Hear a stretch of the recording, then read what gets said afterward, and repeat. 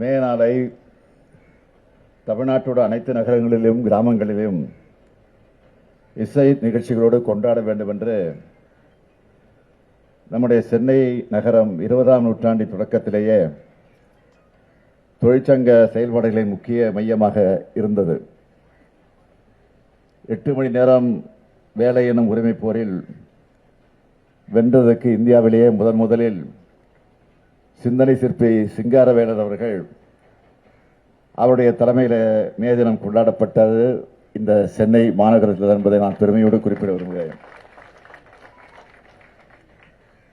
அதுக்கு முன்பே இந்திய தொழிலாளர் வேலை நேரத்தை 12 மணி நேரமாக குறைக்க பெரும் முயற்சிகளை நீதிக்கட்சி தலைவரான TM நாயர் அவர்கள் எடுத்திருக்கிறார்.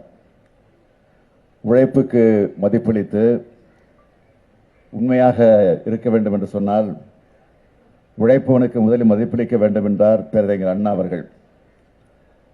அதன்படியே 1967ஆம் ஆண்டு தமிழ்நாட்டிலே திராவிட முன்னேற்றக் கழகம் வெற்றி பெற்று அண்ணா தலைமையில் ஆட்சி அமைந்தவுடனே மே 1 அன்று ஊதியத்தோடு கூடிய விடுமுறையை அண்ணா அவர்கள் கொண்டு வந்தார்கள்.